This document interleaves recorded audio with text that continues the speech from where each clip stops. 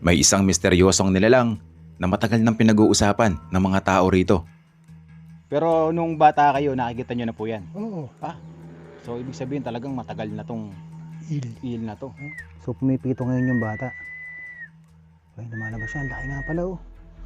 Isang igat na sinasabing hindi basta-basta nagpapakita Yan, laki oh. Nakikita natin yung ulo. dahil sa mga kakaibang kwentong inuugnay rito. Marami ang naniniwalang isa itong enchanted eel ng barangay Kagubatan. At ngayon, susubukan nating hanapin ang lugar kung saan ito matatagpuan. Ngunit bago natin ito masilayan, dadaan tayo sa mga kalsadang iba-iba ang kondisyon.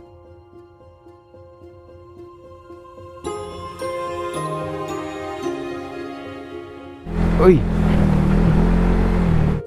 Tatahakin ang matatarik at palikulikong daan. Na tila isang higanteng bituka ang disenyo. Oh, letter S yan. O, di ba? O, to, lalim. Uy! At masasaksihan ang mga tanawing mapapahinto ka sa ganda. Ayun oh. Ganda. Ang ganda rin ng waterfalls, oh, taas din. Hanggang sa marating ang kahangahangang volcanic plug ng Mount Mogaw na agad aagaw ng iyong pansin. Iba yung dating eh. Iba yung kilabot kapag ka nakita ninyo ng personal. Dahil ito yung dahilan kung bakit kami nagmomotor. Price terraces, oh.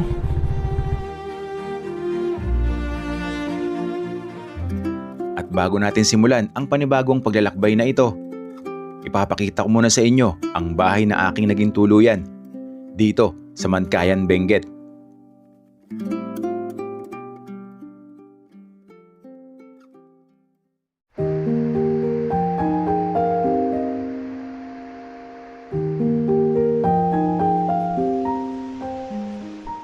Isang malamig na umaga dito sa Mankayan, Benguet.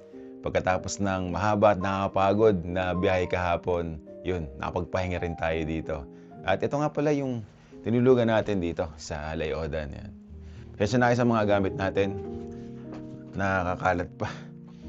At yan, 1,000 pesos yung binayaran natin dito for overnight stay.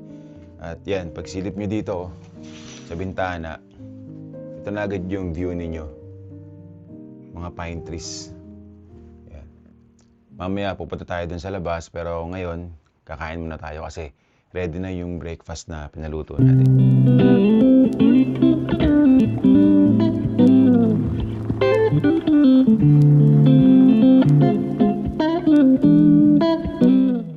Okay, ito yung pinahanda natin na pagkain dito o almusal dito sa Layodan Farm. Ito yung original na langgunisa dito sa Mankayan, Benguet. Dito mismo ginawa yan. Meron na siyang kasamang sunny side up egg, tapos talbos ng kamote ulit at fried rice. Tapos may kasama pa rin siyang salad. Same nung kinain natin kagabi, apple. Tapos may kasamang kamatis. Mankayan langgunisa. Parang garlic siya. Garlic langgunisa. Sarap.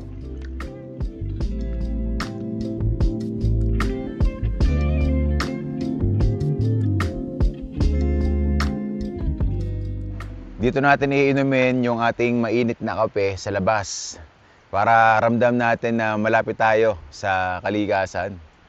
Tingnan nyo naman yung mga nakapalibot sa atin, matatayog na pine trees. Kaya naman talagang nakaka-relax yung lugar na to, napakaganda ng ambience.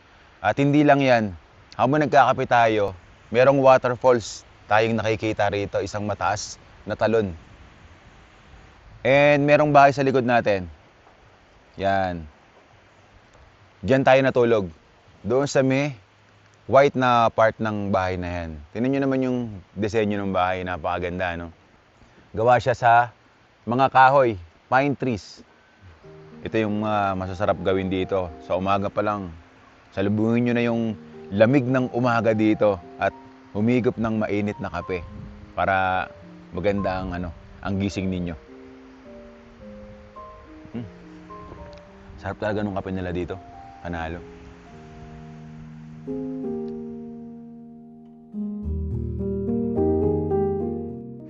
Puntahan natin yung Sodpak Waterfalls. May hagdan dito. Pwede tayong bumaba. Dito meron tayong nakita na kape. Yan. Meron silang plantation ng kape dito sa Layodan Farm. Meron ako nakita rito na medyo hinog na. Yan. Ito, kulay dilaw. Kaya nakakasigurado ako na mag-i-enjoy kayo sa maiinom ninyong kape dito sa Layodan kasi sila nga yung mismo nagtatanim ng kape. Yan dito, sa gilid-gilid lang din. Nalaki Yan. Yan pa Mga bunga, hilaw pa. Okay. Ito pala yung pwesto ng kanilang camping. Pwede kayong mag-bonfire dito. Yan. May baga pa. Ginamit ito kagabi. And ito naman yung pwesto na kung saan dito kayo magpipitch ng tent. Ang ganda, patag na patag yung lupa. Dito naman nakapwesto yung view deck. Ayan. Malapit na nating nakikita ang Sodpak Waterfalls. Yun Yan. Di ba? Ganda ng bagsak ng tubig, no? Bukod sa malagong kagubatan na meron dito sa Layodan Farm, isa sa talagang nagpaganda sa lugar na to, itong waterfalls na makikita ninyo. Pag tayo ay nakakakita ng magagandang waterfalls, kailangan pa nating mag-trek ng sobrang tagal, sobrang haba. Dito, hindi na. Sa lugar na kung saan kayo magpapahinga at magbabakasyon, meron na kayong waterfalls na makikita. At hindi lang basta waterfalls kasi talagang maganda siya. Mataas yung waterfalls na to.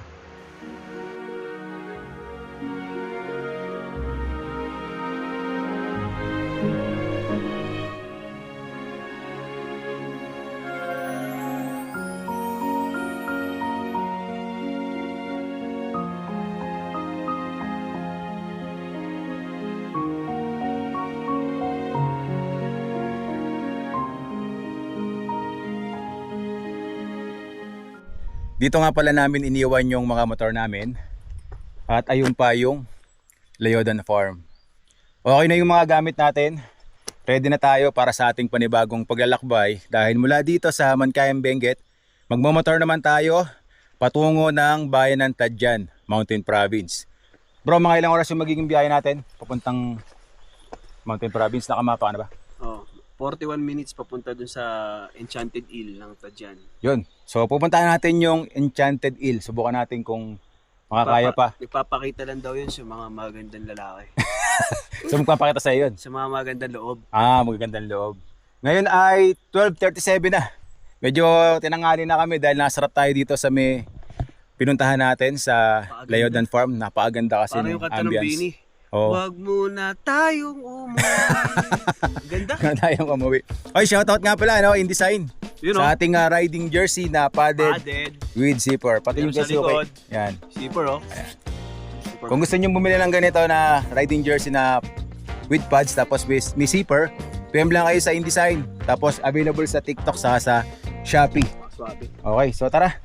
Simulan na natin ang ating panibagong pagbisita sa napakagandang rehiyon ng Cordillera. Let's go!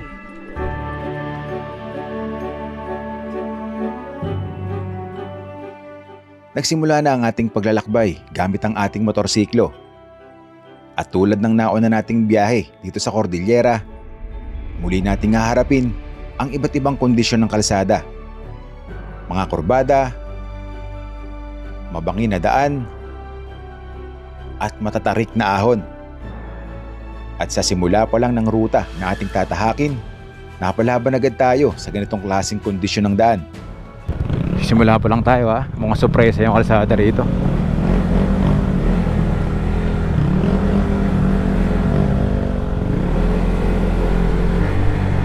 Yan, dumadaan na tayo sa bangin ulit oh.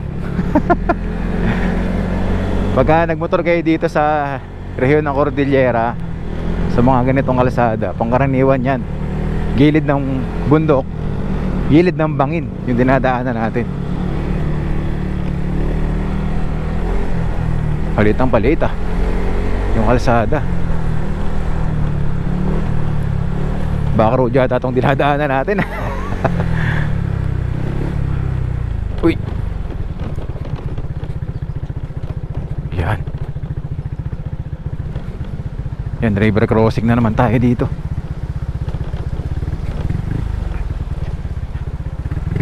Ito, dadaan dito. Uy, river crossing ka agad. Ito madulas. Yay, yay, yay.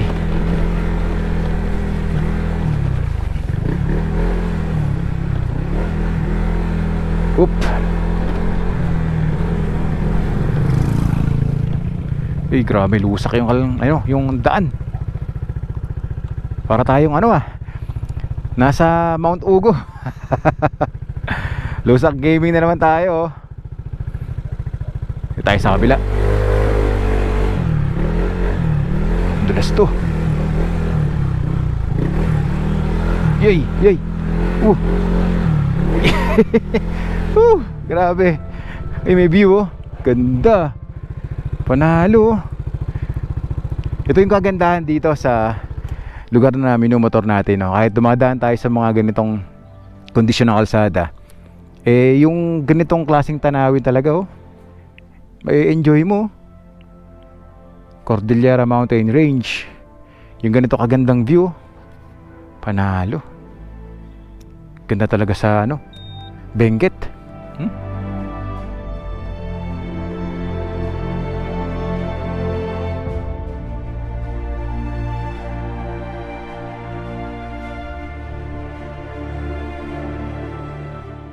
Matapos ang ilang kilometrong mabato at maputik na kalsada, Ito, tubig ulit yung dadaanan natin. Pero maiksi lang naman. Uy, nakakita na ako ng magandang dun sementadong kalsada na yun Uy, uy, uy, uy. sa wakas ay sinalubong na rin tayo ng maayos at sementadong daan. No, malapad na kalsada na ulit yung dinadaanan natin. Yung ambience ng lugar na to, para tayong nasa Sagada. Ayan tingnan nyo daming pine trees. Unti-unti na rin nababalot ng makapal na fog ang paligid.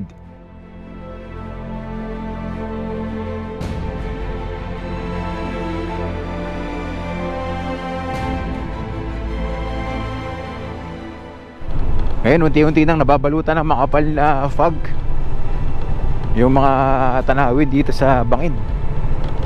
Para tayong naka-aircon sa bahay, Pakalamig na simoy ng hangin.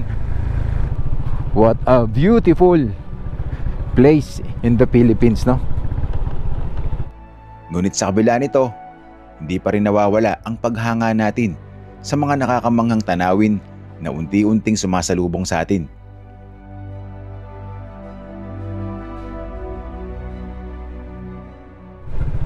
O yan tinan nyo kung gaano ka-epic yung tanawin dito.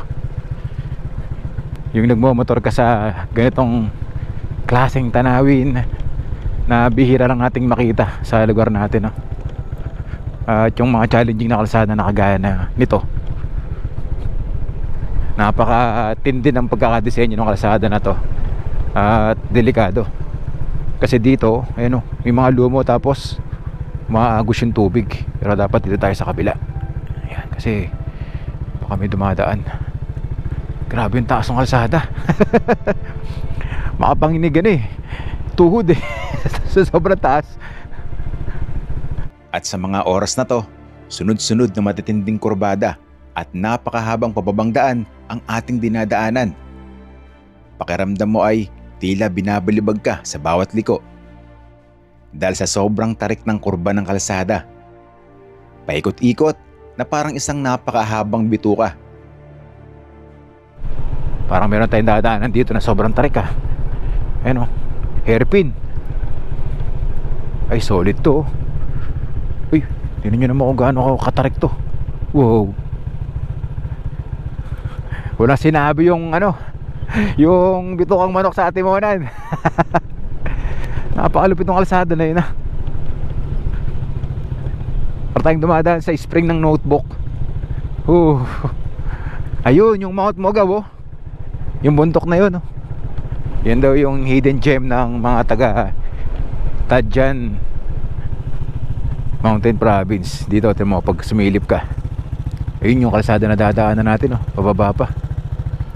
Wow. Pero napaka-peaceful ng lugar, no? Napaka-peaceful ng lugar. Grabe. Diba kapag ka tayo pagod yung mata, tumingin lang tayo sa mga berde, nare-relax tayo. Dito talagang relax yung mata mo, dahil balot ng berdeng kulay yung lugar na ito.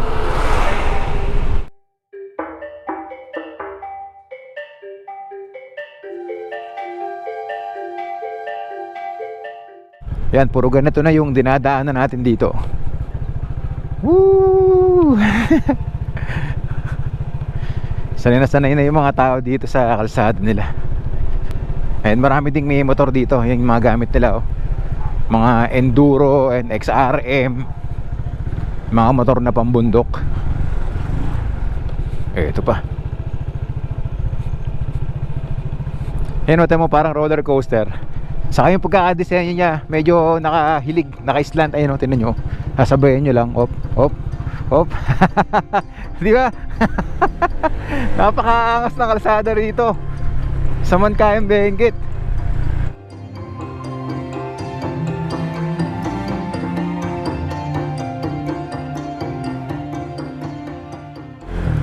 Welcome to Barangay Lenga. Nasa bayan na kaya tayo ng Tadjan Mountain Province. Ayun, Municipality of Tadjan. Alrighty. Suki. Tara! At narating na nga natin ang lalawigan ng Mountain Province dito sa bayan ng Tadjan.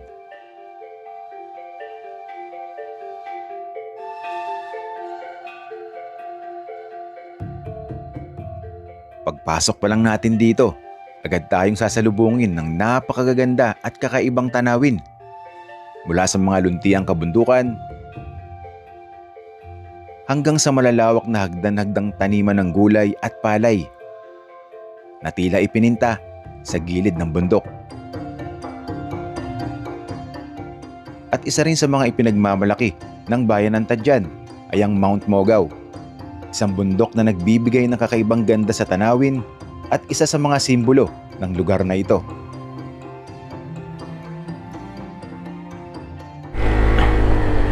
Okay, 21 minutes, 8.6 kilometers na lang yung biyahe natin papunta sa ating destinasyon.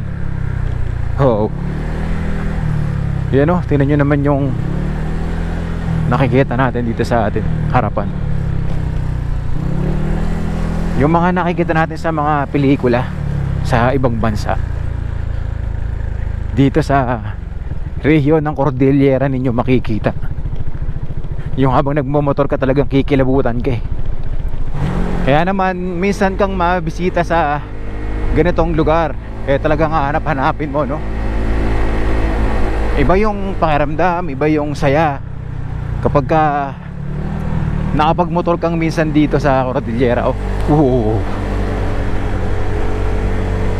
Yung rock formation na sa harapan natin, grabe. Minto.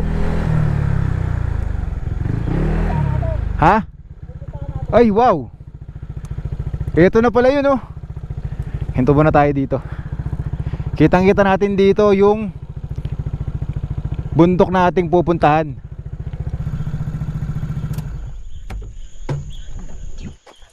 Tanaw na natin yung Mount Mogaw. At dito pa lang, kahit malayo pa tayo dito sa bundok, talagang na-appreciate na natin yung ganda nito. At namumukod tangi talaga siya kasi nasa gitna siya nung mga nagtataasan na bundok. Hindi siya ganoon kataas kumpara doon sa mga nakapaligid na bundok o yung Cordillera Mountain Range. Kaya pala napahinto itong isa eh. Hinahanap ko eh. Nandito na pala, naunahan tayo. Pagka ganyang may mga tanawin at nauna si Soki, sigurado hihinto yan. Dahil parehas nga kami na mahilig sa mga ganito. Yung mga malalawak na scenery habang kami ay nagmumotor.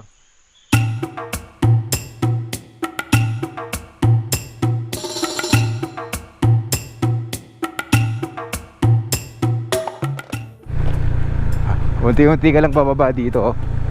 Tapos pagmasdan natin oh, yung epic na tanawin. Woo!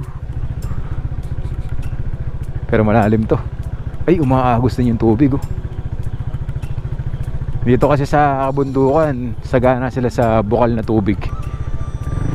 Kaso ang problema nila dito kapag tag-araw, kasi natutuyuan din sila ng tubig. Huminto na naman si Suki, sigurado may nakita to.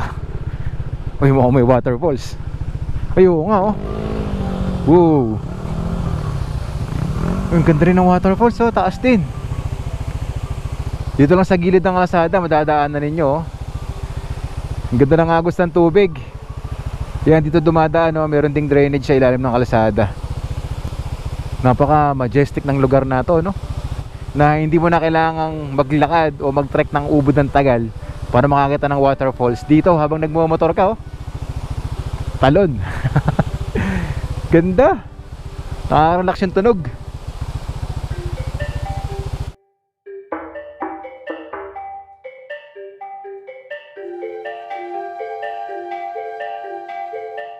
Eto na naman tayo sa makapanginig tuhod na kalsada na pababa. Kagaya nung dinaanan natin kanina doon sa Mankayan, Benguet to. Tingnan nyo. Oh, letter S yan. O, di ba? Dito, delikado na rito pagka nagawi ka. Buti wala dumadaloy na tubig dito. Yan o.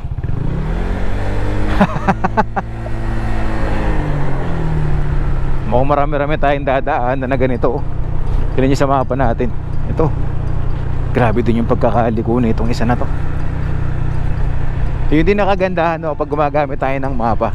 Nakikita na natin agad kung ano yung disenyo ng kalsada na ating dadaanan. Kagaya nito. Hay.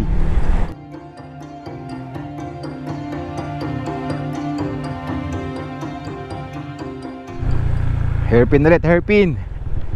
Oto, lalim. Uy. Alam mo yung pag dumadaan ka dito, di ba sa mga Ferris wheel kapag ka pababa, parang gano'n, inahalo ka yung sikmura natin. Lalim mo. Ay, solid talaga. Sana ma-experience nyo din na makapagmotor dito sa lugar na to, para maramdaman nyo din yung kakaibang saya. Yung kaba, medyo nakakatakot ng konting-konti lang naman, pero masaya. Kasi nga, dahil sa mga ganito oh, sa harapan natin. Residential na yung lugar na to. Madami na rin mga kabahayan tayong nakikita. Yung mga locals nakikita na natin dito. 8 minutes na lang, nandun na tayo sa Enchanted Eel. Sana lang magpakita sa atin yung eel na yun oh, yung igat. Minsan na tong na feature sa KMJS Kapuso Mo Jessica Soho. Kaya nagkaroon kami ng idea sa lugar na to at curious din ako na puntahan. Gusto ko ding makita ng personal at may bahagi sa inyo yung Enchanted Eel. Yan na oh. Woohoo! Lapit na talaga natin. Ito na ang Mount Mogaw. Hinto ba na tayo dito? Oh, di ba? Yung mga puno doon, pa-interest din yata yun, kaso parang natuyo na, no? Kulay brown na yung kulay. Kaya ang gandang tingnan eh, yung kombinasyon ng kulay na berde, tapos yung kulay itim na batong bundok, tapos nga mas lamang yung green. Kaya pag tiningnan mo siya, marerelax talaga yung mata mo eh. Ay, pakaganda ng lugar na to. Ito ang Mount Mogaw. isa sa mga pinakakilalang tanawin sa bayan ng Tadjan Mountain Province. Ang bundok na ito ay isang cone-shaped volcanic plug o ang matibay na bahagi ng sinaunang bulkan na naiwan matapos maagnas ang mga batong nakapaligid dito sa loob ng napakahabang panahon. Dahil sa kakaiba nitong halos perpektong hugis cone, madali itong mapansin at isa ito sa mga simbolo ng Tadjan. May taas itong humigit kumulang 1,302 meters above sea level, kung saan matatanaw ang malalawak na kabundukan at hagdan-hagdang palayan. Isa ito sa mga lugar na talagang mapapahinto ka upang humanga sa likas na ganda ng Mountain Province. Itong bundok ng Mogaw, iba yung dating iba yung kilabot kapag ka nakita ninyo ng personal na talagang nanamnamin mo. Yun yung salita na pwede mong sabihin. Isusulit mo yung bawat minuto na andito ka dahil sobrang layo nung lugar na to sa aking probinsya, Bulacan. First time kong nakita itong Mount Mogaw, talagang mangang-manga ako sa itsura niya.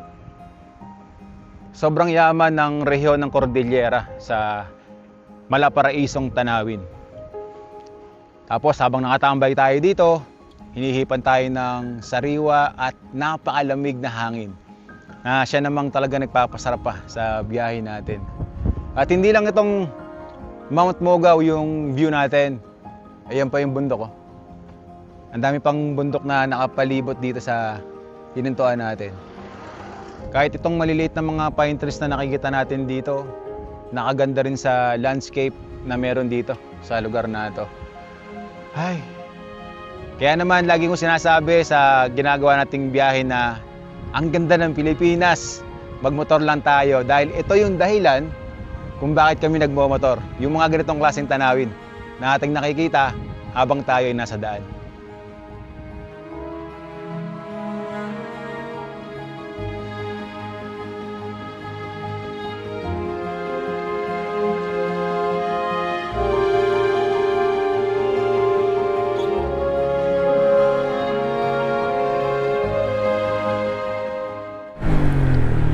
Napatagal yung tambay namin ni Suki doon. Nag-enjoy kami sa pwesto na yon.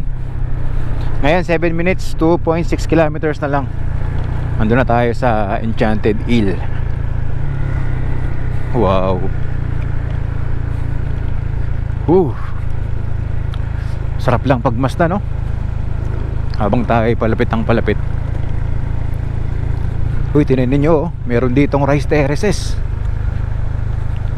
Ano kaya pangalan nitong rice terraces na to? Ganda rin, oh. Yan, oh.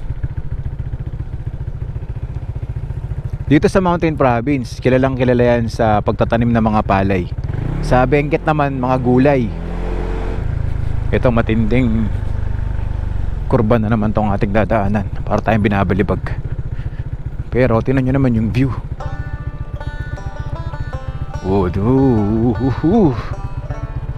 Rice terraces, oh. Galing, no? Paano kaya nila nagagawa yan, ano? Lamig sa mata.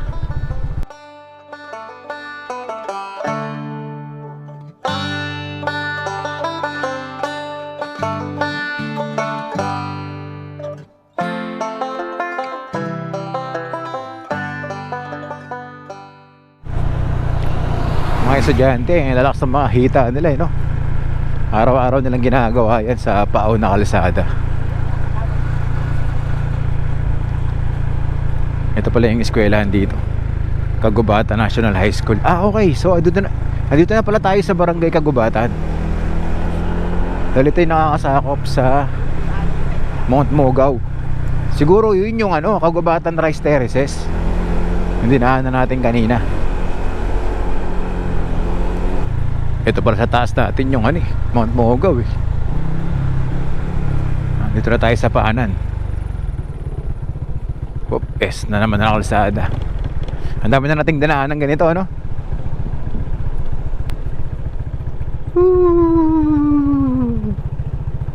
Yeah.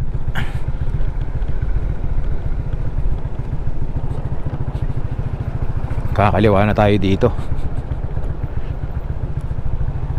Yan, Kagubatan. Kagubatan Elementary School, Enchanted Hill. Tama, dito nga. Alrighty, ahon.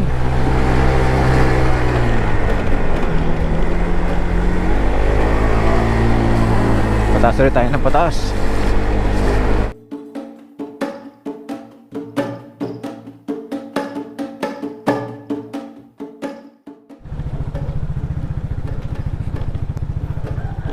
Dami ng kabahayan dito. Hiram po.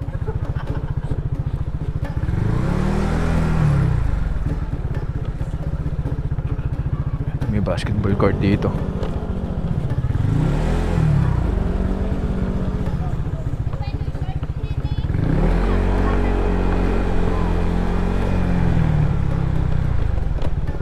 Barangay Kagubatan.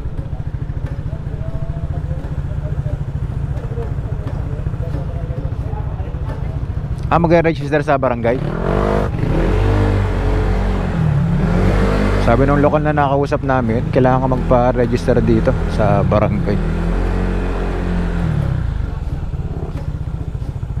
Kuya, saan pa nagpapa-register? Barangay po. Dito. Okay, pa-register muna tayo. At narating na nga natin ang Barangay Kagubatan sa bayan ng Tadjan, Mountain Province. Dahil dito matatagpuan ang isa sa mga pinakakilalang atraksyon ng lugar, ang Enchanted Hill. Pero bago natin puntahan ang sinasabing misteryosong igat, kailangan muna nating dumaan sa barangay hall upang magparehistro at magbayad ng entrance fee na 20 pesos. Okay, papunta na tayo dun sa Enchanted Hill. Kasama natin si Pogi. Ano pangalan mo? Sama ka sa vlog, syempre. Ito yung ipapain. Isda, ano pangalan niyan? Galunggong? Pating niya. Ito pala yung galunggong. Ayan, hawak-hawak ng bata. Ayun yung Mount Mogaw, oh. Malakad tayo, tapos ayun yung background natin. Oo, taas. Mataas din pala sa malapitan, ano? Oh, mukha lang siya mababa kasi mababa yung lugar na to eh. Galing kasi tayo sa taas, mangkaya ng taas. Ito yung dinadaanan natin, no? Palay, para tayong nasa Banawi Rice Terraces. Yung pilapil, tinan nyo, oh. Sementado. Pogi, ano pangalan mo? Yasser. Ha? Yasser. Yasser. Yan, kasama natin si Yasser. Siya yung ng mga isda para magpakita daw yung il o yung igat. Sana lang magpakita sa atin kasi sabi dun sa mga napanood nating video, nagpapakita daw to kapag mabuti ang puso. Pag sugatan ng puso. Sana magpakita pa din. Tingnan natin. May fish pond pala tayong dadaanan dito. Yun, kaya pala siya may dalang susi. Yun yung pantanggal ng lock. Tubo din. Galing, oh. Tigas. Gusto mo si Kuya Uni ko magganyan? Papasok lang ba? Sige. Nakanat. Hindi ko yun. Yun, kailangan malakas para matanggal natin. Nakanat pala siya. Sige, ikaw na, Pogi. Sobra na? Okay na pala. Sige, sige.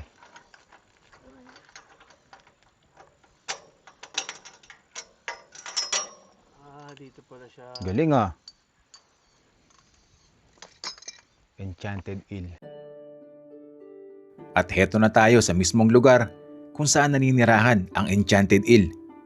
Dito ay may mga impormasyon tayong mababasa tungkol sa kung bakit napakahalaga ng igat na ito sa mga taga rito. Ayon sa kanila, ang igat o dalit ay isang biyayang pinagkaloob ng Diyos sa kanilang komunidad.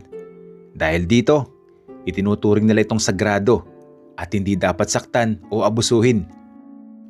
Bilang paggalang, nagsasagawa ang mga locals dito ng isang tradisyong tinatawag na Dilos, isang araw ng pag-aalay at pasasalamat. May ilang alituntunin din na mahigpit na ipinapatupad sa lugar. Bawal gumamit ng sabon o detergent sa balon. Bawal magtapon ng kemikal at basura.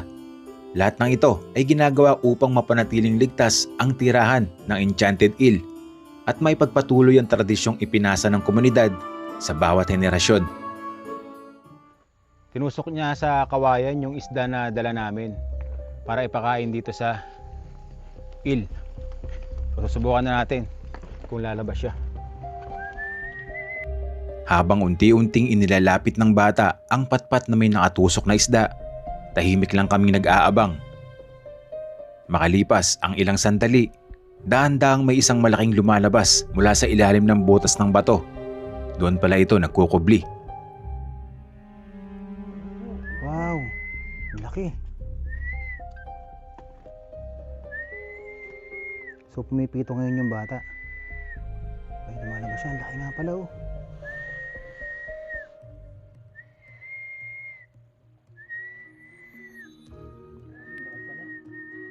Sobrang laki pala nito. So kailangan pumito. Parang tinatawag niya yung giant eel. Ang galing ng bata. Pero umaatras-atras siya, naiilang siya eh. Yan lang muna natin siyang pumito. Huwag muna tayong sasalita.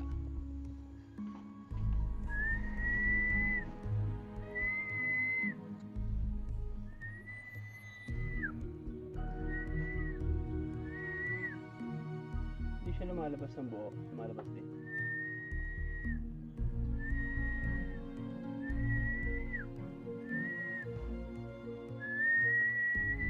Sa unang pagkakataon, nasilayan namin ang misteryosong igat. Hindi maipaliwanag ang naging pakiramdam namin sa sandaling iyon. Halo ang kaba, pananabik at matinding pagkamangha.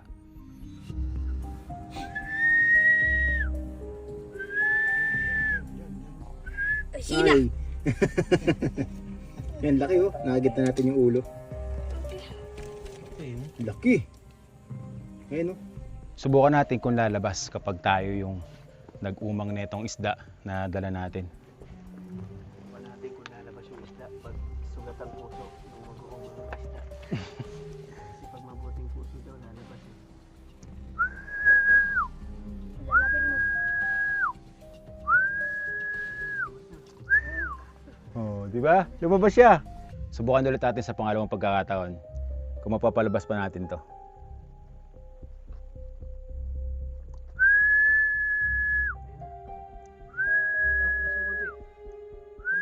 Abante, abante.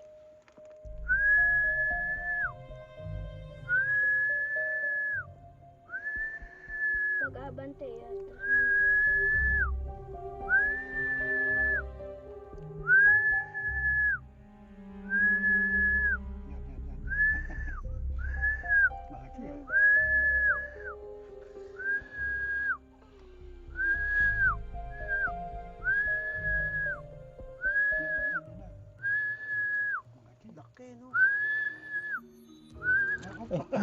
Nakuha! Nakuha niya, nakuha! Nakain, 2 beses na tayong nag-umang ng isda. Pero lumalabas siya kaso ayaw magtuloy-tuloy para makita nga sana natin kung gaano kahaba o kalaki yung igat. So yan, Pinakamalakay sa kagubatan. kayo po ang pinaka Lakay. matanda. Pinakamatanda. Ah, siya pala yung pinakamatanda dito sa Oo, Barangay Kagubatan. opo. Kaya sabi niya, huwag kang gawa ng sabon. Pero tayo, ito po, matagal na dito yan, yung mga eel na yan. Matagal na dito. Matagal. Ilan taon na po kayo? 84 po. 84. Oo. Pero nung bata kayo, nakikita nyo na po yan. Oo. So, ibig sabihin talagang matagal na tong Il. eel na to. Kasi 84 na si tatay. Tapos, sabi niya, nung bata pa lang siya, nakikita niya na tong eel na to. I-report niya kung na Opo. uuwi kayo sa ili ninyo. Opo. Yes, I-istoryahan tay. ninyo ha. Yeah po, opo tay. Maraming salamat po tay. At isang karangalan po na makapunta po kami dito at mga salamuha kayo. Oo. Okay. Yun, success. Salamat po. Ikaw ang pangalan mo, Pogi.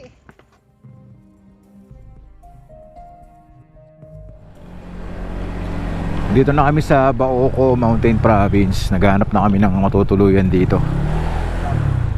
Pagka galing natin doon sa Tadjan Mountain Province, para magpahinga, then ready na ulit para sa panibagong paglalakbay bukas. Yan, kita-kits tayo sa ating susunod na episode.